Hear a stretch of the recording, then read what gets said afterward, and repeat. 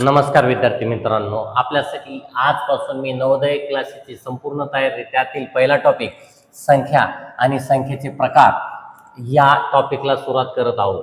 संख्या म्हणजे काय? तर असंख्या म्हणजे मोजणी, क्रम किंवा परिणाम दर्शवणारी चिन्हे. आता मोजणी दर्शवणारी चिन्हे कोणकोणते असतात? 1, 2, 3, 4 अशा प्रकारे आपण मोजणी करू शकतो. तर याला संख्या म्हणतात, एवढं आपल्याला लक्षात ठेवायचे. संख्या आपल्या सर्वांना माहित आहे. त्या ठिकाणी सेकंड प्रकार या ठिकाणी घेण्यात येणार आहे नैसर्गिक संख्या. आता नैसर्गिक संख्या कशाला म्हणायचं?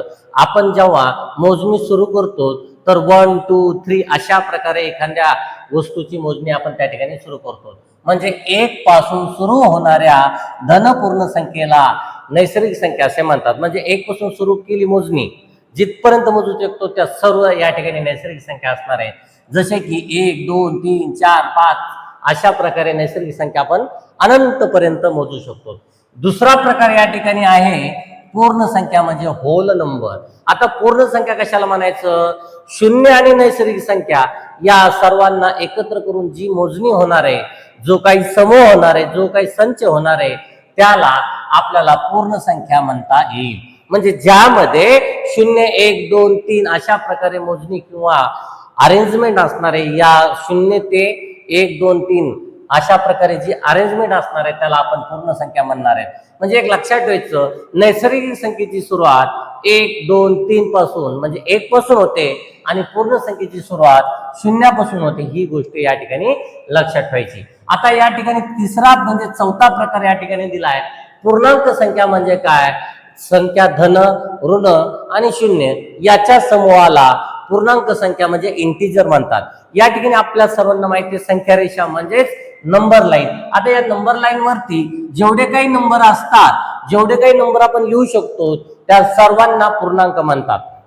म्हणजे त्या ठिकाणी मायनस मधली संख्या ज्या काय असतील किंवा शून्य किंवा प्लस मधल्या ज्या संख्या असतील त्या सर्वांना आपण या ठिकाणी काय म्हणणार आहे? तर या ठिकाणी म्हणणार आहे पूर्णांक.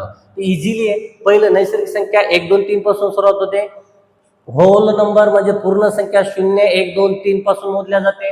पूर्णांक संख्यामध्ये प्लस, मायनस आणि शून्य म्हणजे ऋण संख्या, धन संख्या आणि शून्य अशा प्रकारे संख्या सर्व असतात. आता सर्वात महत्वाचं आहे की आपल्याला समसंख्या म्हणजे काय, विषम संख्या म्हणजे काय, दोन्हीला आपण सोबत अभ्यास करूयात. समसंख्या म्हणजे ज्या संख्येच्या शेवटी लक्षात घ्या, शेवटी म्हणजेच एकक स्थानी जर 0, 2, 4, 6, 8 हे अंक येत असतील, पहा लक्षात घ्या मी काय सांगतो. समसंख्या कशी ओळखायची? फक्त दिलेल्या संख्येची शेवटची संख्या पाहिजे. शेवटची संख्या समजा दिलंय 1, 2, 3, 4 तर ही समसंख्या आहे का? कारण शेवटचा अंक पाहायचा. जर शेवटचा अंक यापैकी असेल तर त्याला समसंख्या म्हणणार. काय म्हणणार? समसंख्या. त्याचप्रमाणे विषम संख्येमध्ये काय लक्षात ठेवणार? तर विषम संख्येमध्ये शेवटचा अंक हा काय असला पाहिजे? तर तो असला पाहिजे 1, 3, 5, 7, 9 यापैकी अंक असेल तर त्याला विषम संख्या म्हणायचं. किती मोठी संख्या घ्या, 123 घेतलं तर या ठिकाणी शेवटची संख्या कोणती आहे? 3 आहे. यापैकी आहे म्हणून ती विषम संख्या असणार आहे. समसंख्या ओळखण्यासाठी शेवटची संख्या पाहिजे. शेवटची संख्या जर 0, 2, 4, 6, 8 असेल तर त्याला समसंख्या म्हणजे इव्हन नंबर म्हणता येईल. आणि जर शेवटची संख्या 1, 3, 5, 7, 9 यापैकी असेल तर त्याला आपण विषम संख्या म्हणणार. खूप सोप्या प्रकारे या ठिकाणी मी तुम्हाला प्रत्येक कन्सेप्ट या ठिकाणी एक्सप्लेन करण्याचा प्रयत्न करत आहे. आता यापुढं जर आपण गेलं तर सर्वात महत्वाचा कन्सेप्ट आहे मूळ संख्या म्हणजे काय. मूळ संख्येची व्याख्या काय? मूळ संख्येची व्याख्या अशी आहे, पहा विद्यार्थी मित्रांनो, दिलेली संख्या जर 2च अवयव असतील किंवा 2च फॅक्टर असतील, याचाच अर्थ 2 विभाजक असतील. विभाजक म्हणजे काय? तर दिलेल्या संख्येला या ठिकाणी फक्त 2च संख्येने भाग जात असेल तर पहा 5 या संख्येचे कोणकोणत्या संख्येनं भाग जातो? 5 ला 1 न भाग जातो आणि स्वतः 5 न भाग जाणार आहे. या व्यतिरिक्त कोणत्याही संख्येने भाग जाणार नाही. म्हणून त्या ठिकाणी त्याला काय म्हणणार? मूळ संख्या म्हणजेच प्राईम नंबर. जसं की आपण या ठिकाणी घेतलं 31 या संख्येला फक्त 1 आणि 31 ने भाग जातो, म्हणून 31 बी या ठिकाणी मूळ संख्या आहे. किंवा आपण या प्रकारे आणखीन पाहिलं 47 47 ला सुद्धा 1 आणि 47 न भाग जातो, म्हणजे दोनपेक्षा जास्त त्या ठिकाणी जर त्याचे विभाजक नसतील तर त्याला मूळ संख्या म्हणता येईल. जसे की 2, 3, 5, 7, 11, 13 अशा प्रकारे या मूळ संख्या असतील. या ठिकाणी एक गोष्ट लक्षात ठेवा, असा प्रश्न विचारला जाऊ शकतो की अशी कोणती मूळ संख्या आहे जी सममूळ संख्या आहे. तर या ठिकाणी ही गोष्ट एक लक्षात ठेवायची की 2 ही एकमेव सममूळ संख्या असणार आहे. बाकीची कोणत्याही मूळ संख्या जर पाहिल्या तर त्या सम नसणार आहेत. तर या ठिकाणी 1 ही सममूळ संख्या आहे, लक्षात ठेवायचं. मूळ संख्या ओळखण्यासाठी अवयव पाहिजे, विभाजक पाहिजे. जर 2च विभाजक येत असतील, 1 आणि ते स्वतः, जसे की त्याची व्याख्याच सांगते, ज्या संख्येला 1 आणि त्याच संख्येने भाग जातो त्याला मूळ संख्या असे म्हणतात. मग या ठिकाणी मूळ संख्येनंतर आपल्याला पाहिजे संयुक्त संख्या. संयुक्त संख्येची काय व्याख्या आहे? ज्या संख्येचे 2 पेक्षा जास्त अवयव असतात. म्हणजे या ठिकाणी जर आपण एखादा नंबर घेतला 16, आता या 16चे अवयव पहा बरं. 16ला कोणकोणत्या संख्येने भाग जाणार आहे, 16चे कोणकोणते विभाजक आहेत. तर 16चे विभाजक जर काढायला गेलात, 1 असणार आहे, 2 असणार आहे, 4 असणार आहे, पहा लक्षात घ्या. त्यानंतर 8 असणार आहे, त्यानंतर 16 असणार आहे. मग 16चे किती विभाजक भेटलेत? 1, 2, 3, 4, 5 म्हणजे 2 पेक्षा जास्त अवयव भेटले. मग 16ला संयुक्त संख्या म्हणणार. काय म्हणणार? संयुक्त संख्या म्हणणार. आणखीन त्या ठिकाणी जर तुम्ही घेतलं 25 चे सुद्धा किती अवयव असतात रे बाळांनो? 1 आहे, 5 आहे आणि 25 आहे. तर 2 पेक्षा जास्त अवयव भेटले, या ठिकाणी 3 अवयव भेटले, म्हणून 25ला संयुक्त संख्या म्हणणार आहे. ज्या संख्येला 2 पेक्षा जास्त विभाजक म्हणजेच अवयव असतात, फॅक्टर असतात, त्याला आपण काय म्हणणार आहे? तर संयुक्त संख्या म्हणणार आहे. आता या ठिकाणी गोष्ट लक्षात ठेवायची, 1 ही संयुक्त संख्याही नाही आणि मूळ संख्याही नाही, ही गोष्ट तुम्हाला लक्षात ठेवायची. 1 ही संयुक्त संख्याही नाही आणि मूळ संख्याही नाही.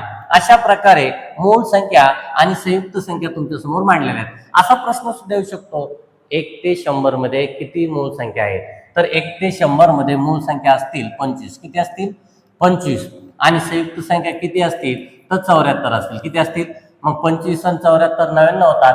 1 ही मूळ संख्याही नाही आणि संयुक्त संख्याही नाही. अशा प्रकारे 1 ते 100 मध्ये 25 मूळ संख्या असतील आणि 74 संयुक्त संख्या असतील. आता या प्रकारे प्रत्येकाची तुलना करून तुम्हाला एक्सप्लेन केली, या दोघांची तुलना करून समजून सांगितले, मूळ संख्या आणि संयुक्त संख्या तुम्हाला एकत्र करून समजून सांगितले.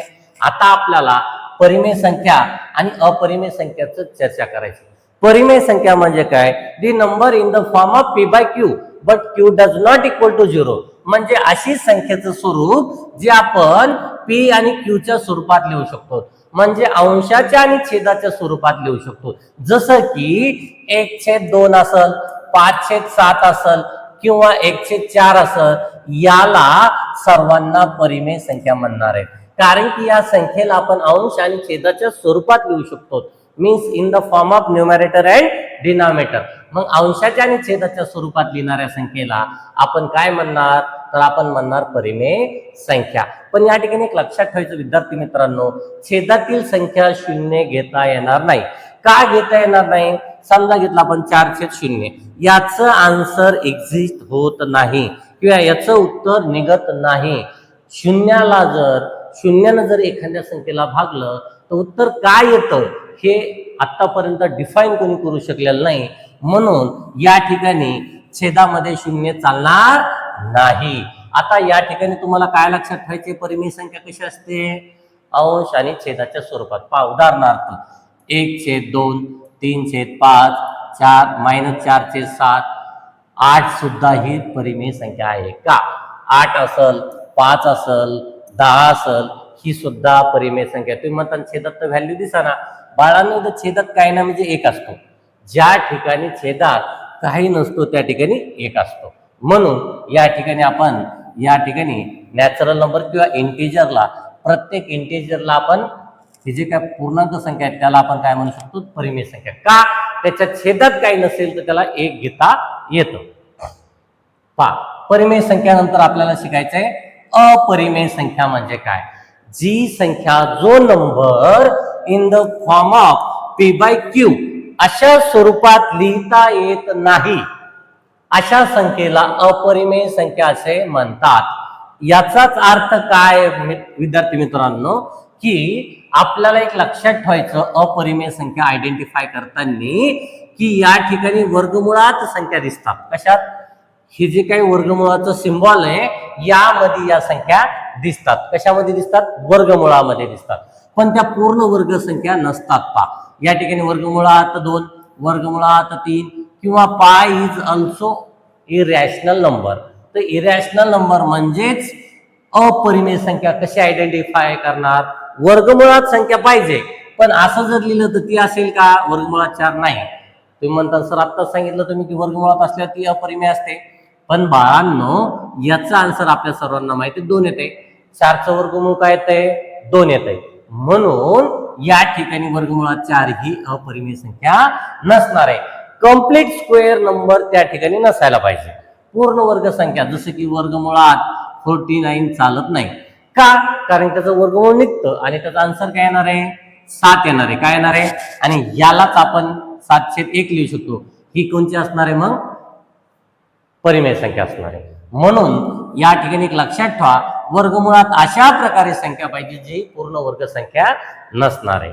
तर अशा संख्येला अपरिमेय संख्या या ठिकाणी आपण म्हणू शकतो. चला आता यापुढं महत्वाचा कन्सेप्ट आहे त्रिकोणी संख्या. जर हे तुम्हाला दिसत नसेल तर मी थोडस झूम करतो विद्यार्थी मित्रांनो. पहा या ठिकाणी तुम्हाला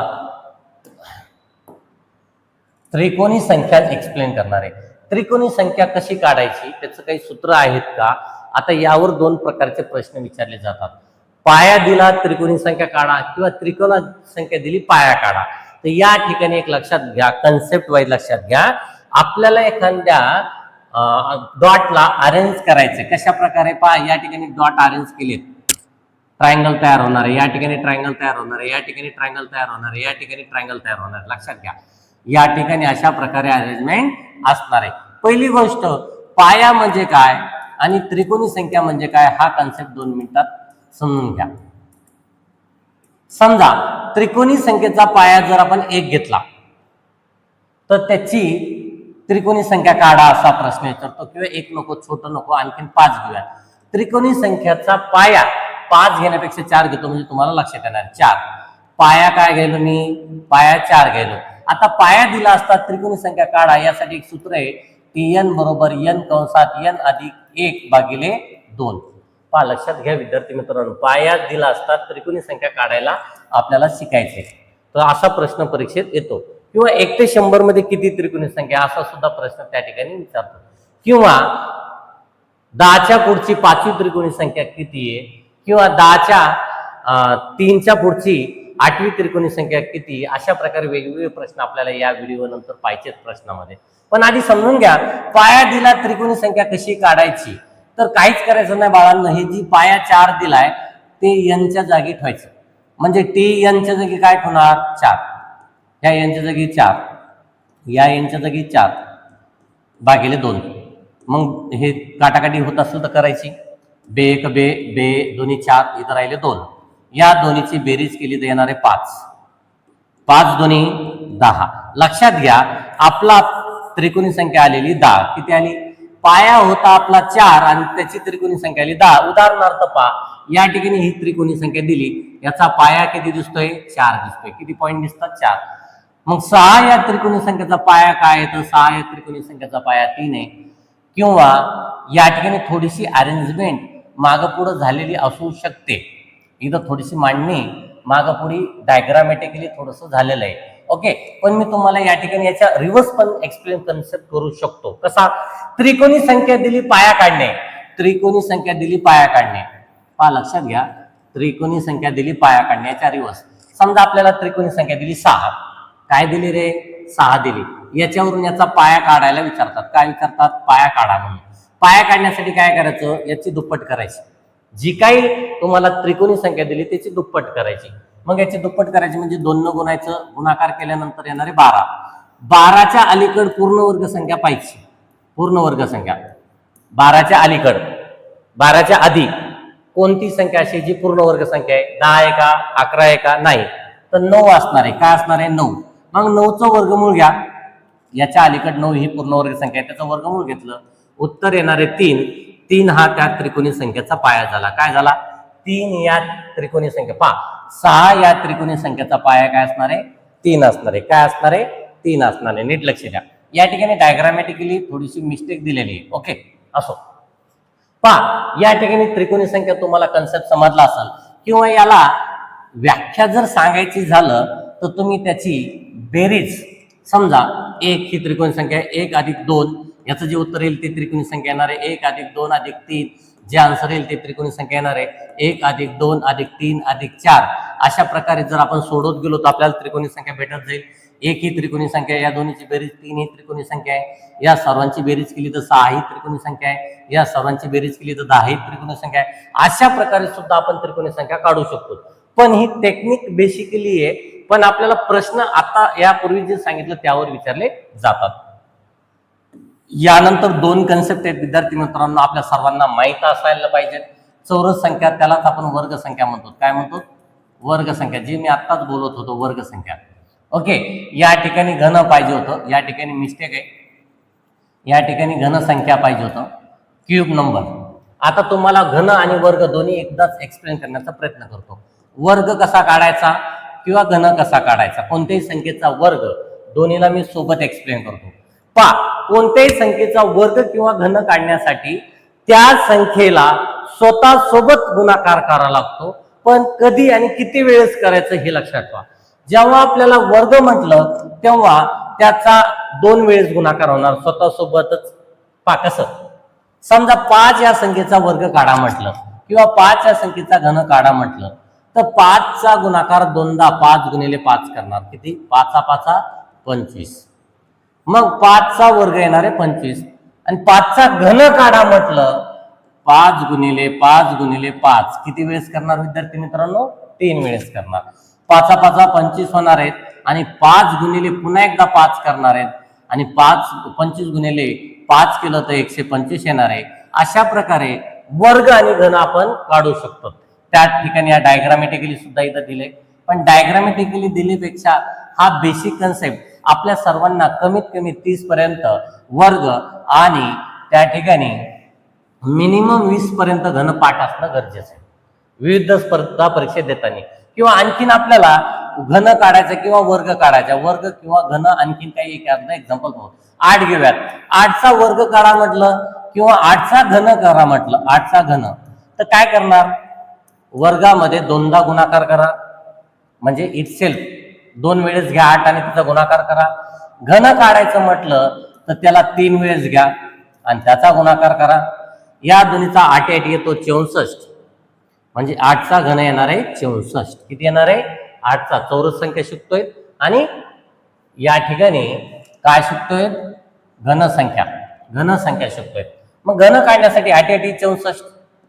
आता याचं उत्तर 64 आले, त्याला 8 न पुन्हा गुणायचंय. 8 न गुणलं तर 512 येईल. किती येईल? 512. म्हणजे 8चा घन 512 येतो, 8चा वर्ग 64. अशा प्रकारे घन आणि वर्ग कन्सेप्ट हे संख्येचे प्रकार आपल्याला माहित पाहिजे. यानंतर आपल्याला आणखीन काही कन्सेप्ट पाहिजे विद्यार्थी मित्रांनो, ते कोणते आहेत ते पुढे पाहूयात. सर्व संख्येचे प्रकार या ठिकाणी मी एक्सप्लेन केल्यानंतर आपण दुसरा कन्सेप्ट सुद्धा पाहणार आहोत. आता आपल्याला जोडमूळ संख्या आणि सहमूळ संख्या असा कन्सेप्ट पाहिजे होता. काय? नीट लक्ष द्या बाळांनो. इथं जोडमूळ संख्या आणि सहमूळ संख्येमध्ये बऱ्याच विद्यार्थ्याला वारंवार कन्फ्युजन होतं. सिंपल इतकं लक्षात ठेवा, जोडमूळ म्हणजे जोडून जोडून येणाऱ्या संख्या बॅक टू बॅक येतात, त्यामध्ये फक्त एकच संयुक्त संख्या असते. किंवा यामध्ये लक्षात ठेवायचं असेल, जोडमूळ संख्यामधील फरक हा 2 असतो. किती असतो? 2. उदाहरण घेऊयात. 5 आणि 7 ह्या दोन्ही मूळ संख्या आहेत आणि याचा फरक म्हणजे वजाबाकी जर काढली तर ती किती येते विद्यार्थी मित्रांनो? 2 येते. अशाच प्रकारे 11 आणि 13 घेतलं, ही सुद्धा जोडमूळ संख्या आहे, जोडून येणारी. एकच फक्त त्या दोन्हीमध्ये संयुक्त संख्या असते. यातील फरक सुद्धा किती येतो विद्यार्थी मित्रांनो? 2च येतो. म्हणजे तुम्हाला एक लक्षात ठेवायचं, मूळ संख्या घ्यायच्या दोन्ही पण त्या दोन्हीतील फरक वजाबाकी किती असला पाहिजे? 2 असला पाहिजे. यानंतर आपण आणखीन सांगू शकतो कोणता? 29 31 आहे. त्यापूर्वी सुद्धा आपण सांगू शकतो 3 5 आहे. अशा प्रकारे 1 ते 100 मध्ये जोड मूळ संख्येच्या किती जोड्या होतात? या प्रश्नाचं उत्तर तुम्ही या कमेंट बॉक्स मध्ये द्या. बर, तर अशा प्रकारे जोड मूळ संख्या असतात. अशा टोटल किती जोड्या तयार होतील? इथं 1 2 3 4 5 दिल्यात. आणखीन हे 31 पर्यंत दिले. आणखीन याच्या पुढं 100 पर्यंत जोड मूळ संख्येच्या किती जोड्या होतात? त्या सर्व टोटल सांगायच्या.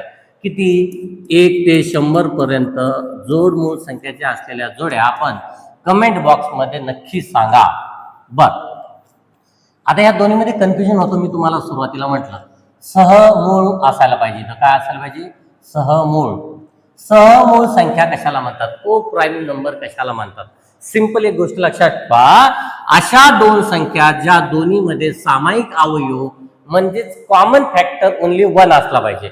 उदाहरण जर घेतलं 5 आणि 8 सोबत तुम्ही जर 4 घेतलं, याचे फॅक्टर काढायचे, अवयव काढायचे, विभाजक काढायचे.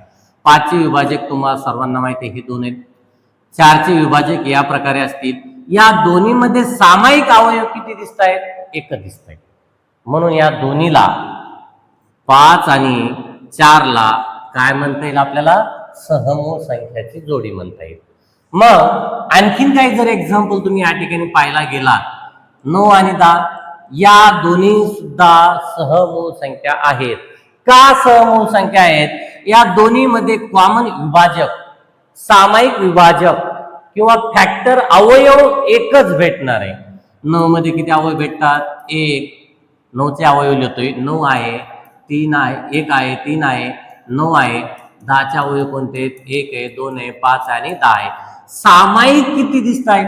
दोन्ही मध्ये सारखे किती आहेत?